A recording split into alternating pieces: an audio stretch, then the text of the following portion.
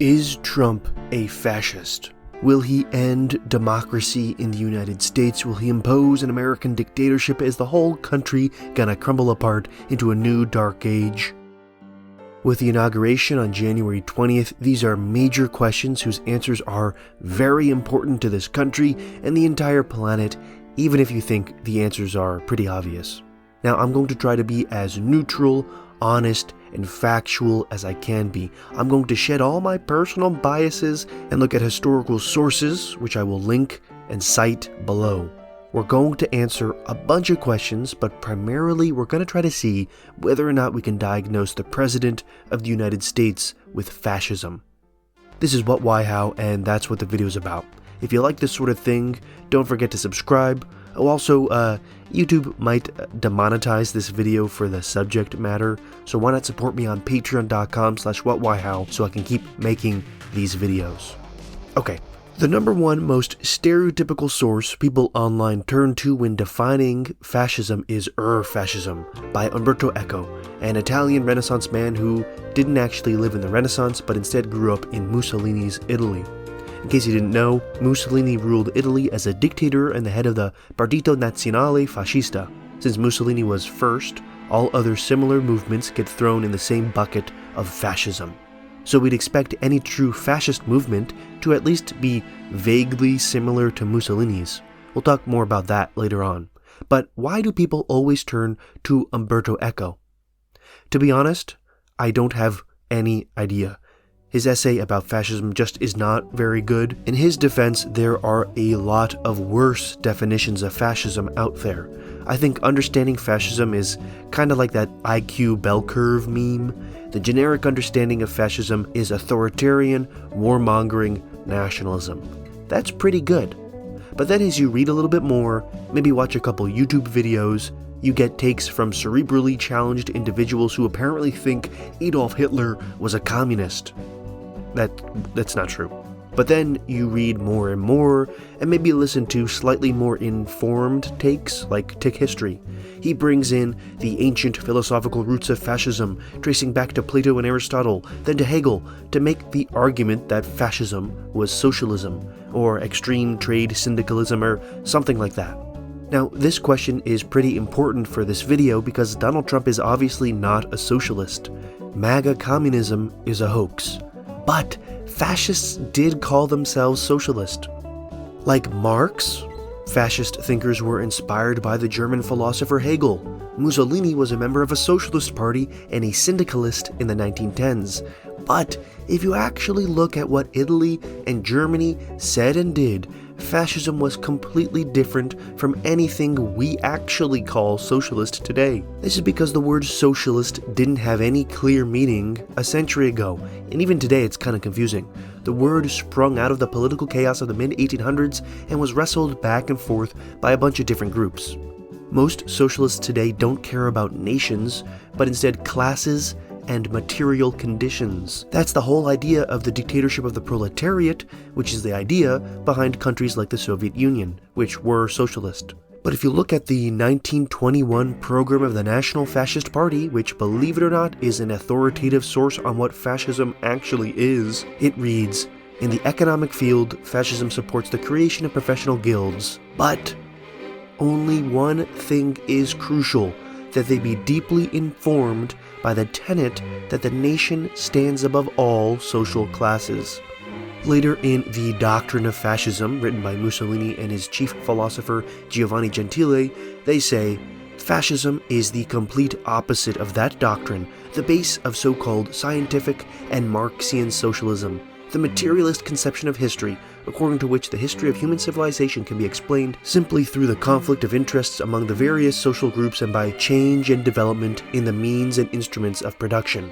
Fascism, now and always, believes in holiness and heroism, and above all, fascism denies that class war can be the preponderant force in the transformation of society. These two fundamental concepts of socialism being thus refuted, nothing is left of it but the sentimental aspiration as old as humanity itself towards a social convention in which the sorrows and sufferings of the humble shall be alleviated. But here again, fascism repudiates the conception of economic happiness to be realized by socialism. Fascism denies the materialist conception of happiness as a possibility. You can call that socialism if you want, but it is the complete opposite of anything anyone else conceives of as socialism, and it's the opposite of what nearly every person who calls themselves a socialist today believes. But it is a fact that the fascists, at least in the past, called themselves socialist. Why is that? Well, here's an illustrative quote in 1920 from the ANI, the Associazione Nazionalista Italiana. Mussolini's fascists quickly absorbed this group. Major fascist leaders like Alfredo Rocco started off in this group, so the two groups are sharing the same ideology. Anyways, in 1920 the ANI said, nationalism was perhaps the only movement of ideas in Italy which, to Italians absorbed in the problem of internal distribution of wealth, raised the issue of the international distribution of wealth. It proclaimed out loud, alongside internal justice, there also exists international justice, and asked for justice for the Italian nation too. In this sense, nationalism deserved the name Socialism of the Nations. Obviously, it goes without saying that fascism is a bad belief system. Fascist states carried out some of the worst atrocities in human history, not just against the innocent civilians in countries that those dictatorships invaded, but also atrocities against the subjects themselves within fascist countries. This brutality, justified by their paranoid ultranationalism and enabled by totalitarianism, is an inevitable part of the ideology. So over the next few minutes, as we go over how fascist regimes explained themselves, just keep that in mind. Okay, so we've covered the relationships between fascism and socialism. Fascism rejects materialism, which is a key basis of socialism. It also rejects class conflict, which is also a key basis of socialism. But what does fascism embrace? Well, if you look back at the 1921 program of the National Fascist Party, literally the second paragraph reads, "The nation is not reducible to a sum total of living individuals, nor is it a tool that political parties may use for their own ends. Rather, it is an organism comprising an indefinite series of generations, of which single individuals are but transient elements. The nation is the supreme synthesis of all the material and immaterial values of a race. The state is the juridical embodiment of a nation. Political institutions are effective as long as the nation's values are expressed and protected by them." This idea was put a little bit more poetically in 1920 by the ANI, which said, "The Italian nation does not only contain the 36 million Italians alive now, but all the hundreds of thousands of millions of Italians who will live in future centuries and who are conceived as components of a single whole. In this conception, each generation and every individual within a generation is but a transient and infinitesimal part of the nation, and is the cell of the national organism. Just as cells are born, live, and die, while the organism remains the same, so individuals are born, live, and die, while the nation continues to live out its millennial existence." So, what is fascism? It is the most radical form of nationalism in which everything, your rights, my rights, everyone's rights, are subsumed by the nation, whose interests are embodied and reflected by whatever the guy in charge of the state determines. Now, I can rant and ramble for literally 10 more hours. I have plenty to say about the specific policies of fascism. I have a bunch of fun quotes from Roger Griffin's Fascism and Robert Paxton's Anatomy of Fascism, which are great books you should check out, but there's really only two more ideas that we really need to understand before we get to Donald Trump. The first idea is totalitarianism. In the doctrine of fascism, Mussolini quotes himself as saying, "The state, as conceived of and as created by fascism, is a spiritual and moral fact in itself, since its political, juridical, and economic organization of the nation is a concrete thing. The state is also the custodian and transmitter of the spirit of the people. It is the state which educates its citizens in civic virtue, gives them a consciousness of their mission, and welds them into unity." Fascism, by definition, is totalitarian.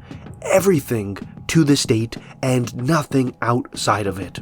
Second, fascism views itself as a solution to profound and spiritual national crisis, to a decayed and decadent and corrupt status quo. On October 24th, 1922, days before Mussolini and his black shirts marched on Rome and took power, Mussolini said, "It is for the Italian people which has the right, which has the duty, to rid its political and spiritual life of all the parasitic incrustations of the past, which cannot carry on existing indefinitely in the present, because this would kill the future." And with that quote, we can see fascism as concerned with national rejuvenation, with tossing out a decadent present order and creating a spiritually superior new order. This isn't in the script, but I want to point this out. Today, maybe the word spiritually doesn't ring. Maybe it comes out as hollow. Maybe we don't really know what that means. Fascist meant it literally. The actual soul of the people, which is connected to the soul of the actual nation itself, is sick. It's not just a metaphor, it's literally true in their conception of the world. Here's another example of that sort of idea. In 1925, Mussolini said, "Italy did not exhaust itself in creating its first and second civilization, but is already creating a third." This is what historian Roger Griffin calls palingenesis, or resurrection. The fascists weren't just nationalists, they were so nationalist that they wanted to take the nation and resurrect it into a new plane of civilization. Griffin calls fascism palingenetic ultranationalism. I think that's a pretty good definition. I think we understand fascism now, I think we get it. So, is Trump a fascist? Okay, first, I'm going to get some comments about how you can't spread the definition of fascism outside the unique context of 1920s and 1930s Italy. First, let's get something perfectly clear. Fascism didn't just exist in Italy. Fascism in Italy was already vague. It could change shapes. It was protean. Umberto Eco calls it a fuzzy totalitarianism, a collage of different philosophical and political ideas, a beehive of contradictions. Griffin says fascism is notable for the wide range of conflicting positions which it adopted over time.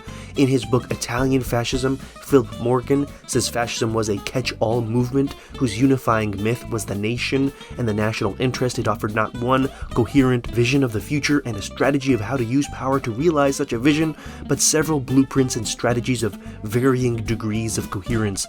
Fascism was a disparate alliance and was internally divided over both ends and means. And in fascism, historian Roger Griffin also says, even within the same movement or party, its most influential ideologies will inevitably represent a wide range of ideas and theories, sometimes quite incompatible with each other, except on the level of a shared mythic core of palingenetic ultranationalism. So that's the key part. If uppercase F fascism was a wide bucket of ideas in Italy, then lowercase f fascism, the ideology that includes all fascist movements, must be even wider. This is why it makes sense to include groups like the German NSDAP in the same bucket. I mean, there were huge differences between Italian fascism and German National Socialism. For one, the NSDAP was obsessed with Aryan mysticism, with the blood of race, and with anti-Jewish conspiracy theories. That's just not originally present in Italian fascism.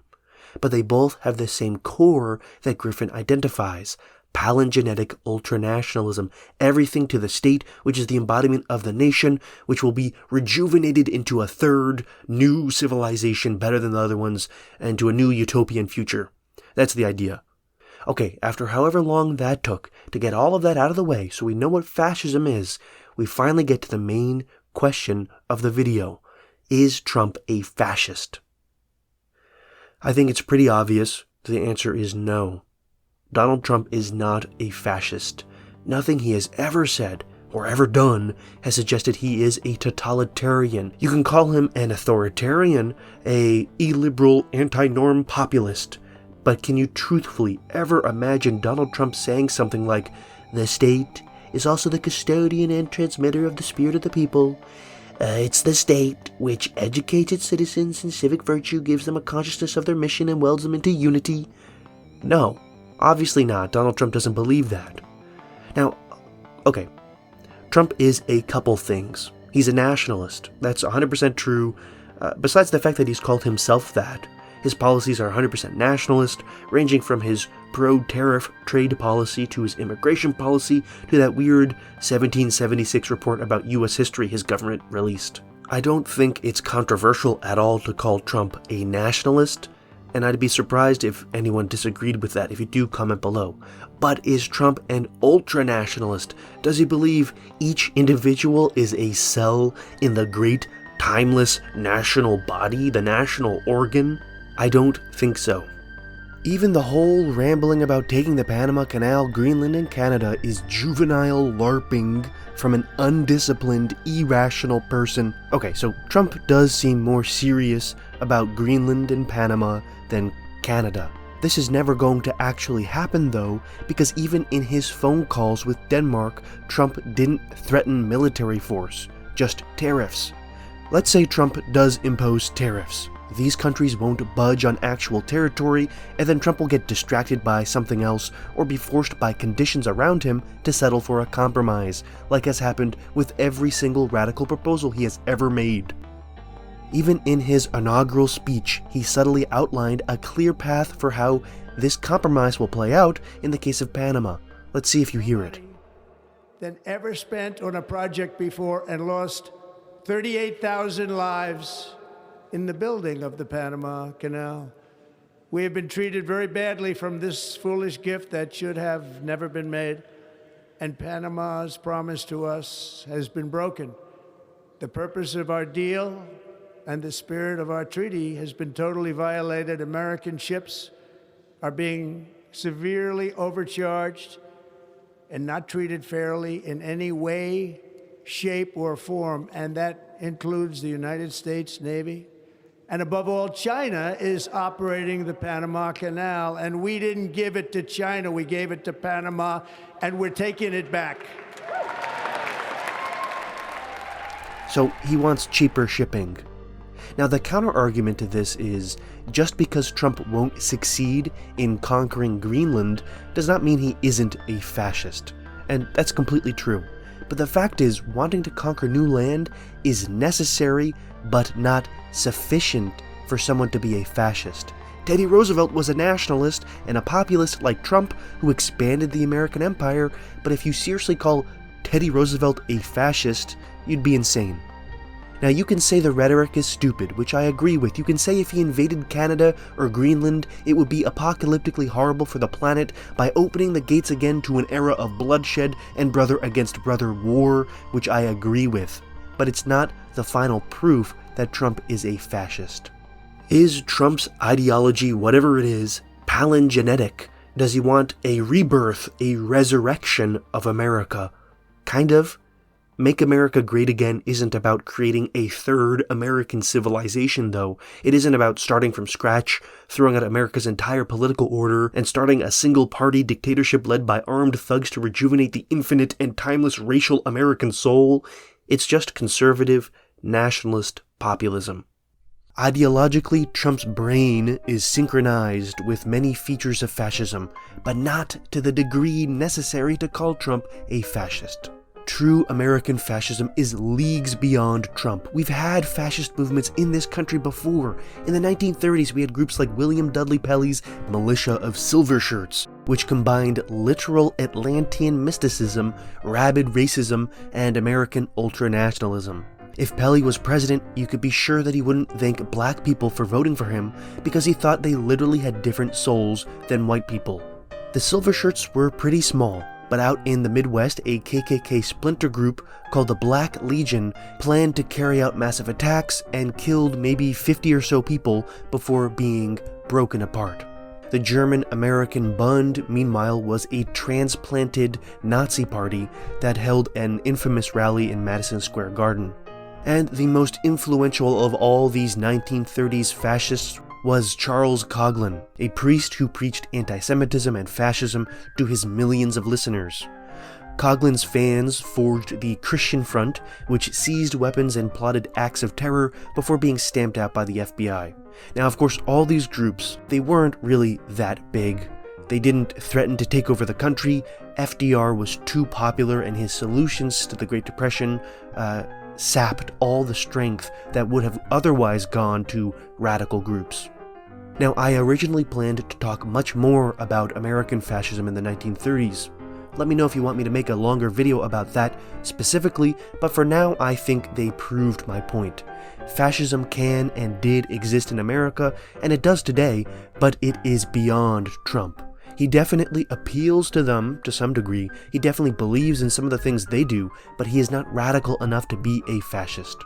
Calling Trump a fascist is just rhetoric people on the left can use to insult him. If you're a liberal or a leftist calling Trump a fascist, because the actual fascists don't call him that, by the way. Anyways, there's not a real reason to actually call him a fascist if you're one of those people. We've established why it doesn't make sense factually, but even rhetorically, even politically. Don't you disagree with conservatives? With nationalists, with populists? Don't you find it dangerous anyways? This only makes it seem like you think conservatism and nationalism aren't that bad, because if they were that bad, you would just call him conservative and nationalist. And it gives people on the right space to say, well, I'm not literally Mussolini like they say I am, so therefore I am good and they are hysterical. Okay, now that I've angered that side of the political spectrum, how about I anger the other half of the political spectrum? Just because Trump isn't a fascist doesn't mean he is good for our country. Because fascism is not the only bad thing that can exist on the right-wing side of Lenin. I'm not even going to talk about Trump's policies that I disagree with, like his tax cuts that helped the rich much more than anybody like you and me, or his failure to properly prepare for the pandemic.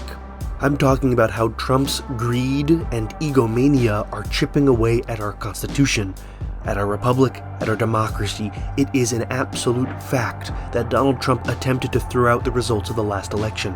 You can read the very Eastman memos yourself, where Trump's legal team proposed Mike Pence should just toss out your votes for president in 2020 so Trump could remain in power another 4 years against the will of the people.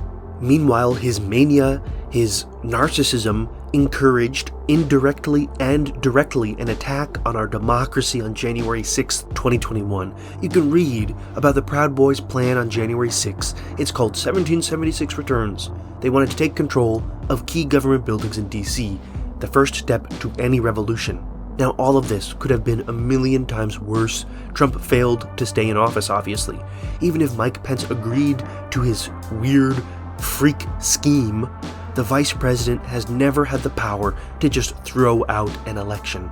The militant groups on January 6 failed to even take control of the entire Capitol building, and even if they did, they would have been thrown out by the military and power would have transitioned anyways. Do I think Trump is going to use the military to seize power and become a dictator in the next 4 years?